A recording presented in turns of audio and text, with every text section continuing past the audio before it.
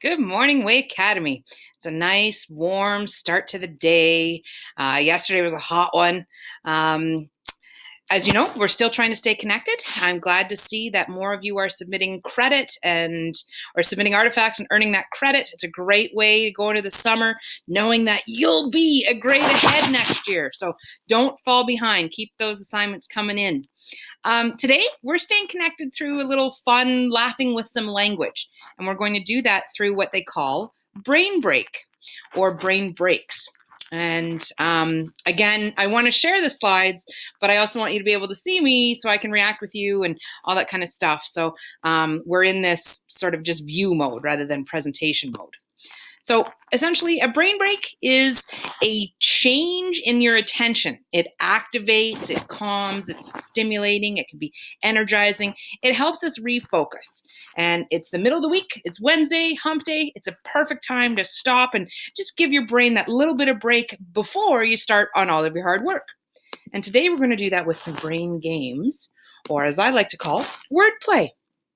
How many of you have heard of a pun before? I know there's a few of you. Puns are basically a play on words, and as the definition slide says, it's a humorous play on words often involving double meanings.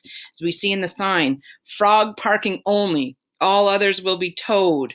And notice that it's a play on the word T-O-W-E-D, like towed by a tow truck, as opposed to towed the amphibian. So some examples: when a clock is hungry, it goes back 4 seconds. Instead of going back for second plate for the number. Again, play on words, double meanings. So you'll notice that the spelling doesn't make grammatical sense because it's kind of like a joke. It's a word play, like we're saying. A man stole a case of soap from the corner store. He made a clean getaway. Soap gets you very clean. I know. You're rolling your eyes, you're groaning. It's what I do best. Visual puns are some of my favorites. What's a visual pun? It's an image that depicts objects or the arrangements of objects in such a way that the names of the objects or their arrangements suggest a play on words. Long definition for using pictures to have that double meaning. So let's take a look at the next one. And I'm going to scroll down, so you're going to get ahead here, but can't let me go too far. So again, we're going to look at the word, look at the pictures. What is the visual pun? It's a tough one to start with, but literally, we've got a fork. Where is that fork? Where do we see gravel and yellow lines? You see the woods on the side, and there's one lane. That's a hint here, and another lane here. Yes, that's right. The fork is in the road. A fork in the road is like a decision that someone has to make. You come to a crossroads. Am I going to go right or left? Am I going to go to college? Am I going to go get a job right away? Do I want to get an apartment and start bills on my own? Or do I want to stay at home a little longer, save some money, then get a roommate, and then get my own place? Well, technically with a roommate. Those forks in a road, those are decisions that people face. So another one. Can you recognize these visual puns? We've got a clock. It's up in the sky. It's got some wings. We know that wings mean that we can fly. Yes, time flies. You got it. The next one here. We'll see a lot of these today later in the weather forecast. But in the writing process, when we start getting our ideas together and just making a list of what we're going to talk about, yes, that's right. It's a brainstorm. So we've got the brain here with all the ideas coming in and storm cloud. Yeah, I know you're groaning, but you like it. Now, I was a little bit too much of this in the beginning of the quarantine and, put on a little extra around my neck and stuff. But anyways, when we get up and moving, we're no longer one of these. If you're sitting on the couch, watching TV, getting what they're calling binge butt. That's right, you might be a couch potato. You see the potato here with all the little eyes, potato chips, couch potato. This one's a little different. I want you to take a look. Look at what this shape represents. Many of you are looking at one right now to see this video. And then what is yellow and sometimes has holes? That's right, cheese. Good, you're getting there. What monitor is this? It's not necessarily a Chromebook. but a mac. You're right. Mac and cheese. Mac and cheese. All right. Some of your favorite meals or side dishes, mac and cheese. I know there's a lot of football plans out there. That's right. You got it. I didn't even need to give you a hint. Super Bowl. Scroll down a little bit more. A little more abstract for you.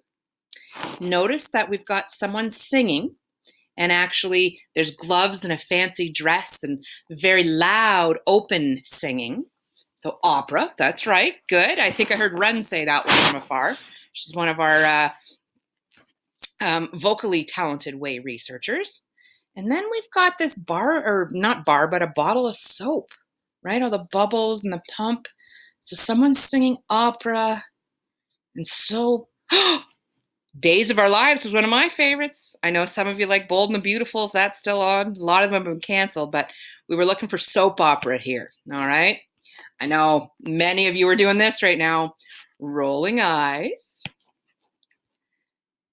Take a moment, look at the picture. What's our double meaning? Notice that we've got some French fries, but they're on the run. Fast food, good job. I think Johnny said that one out loud. Now, during the quarantine, it's been tough to be happy all the time, right? Sometimes we get a little scared or uncertain. Sometimes we're a little maybe upset or anxious about things. So these represent different moods. Now, what is this whole contraption? Mood swings. Dearica, I heard you shout that one from afar. I like it, all this participation. Now, this makes me think of our most recent graduate. If you haven't heard the news yet, Way Academy, Monquise Jones has graduated. Congratulations, Monquise. Now, this play on words talks about some of the lessons he's told us during his time at Way Academy.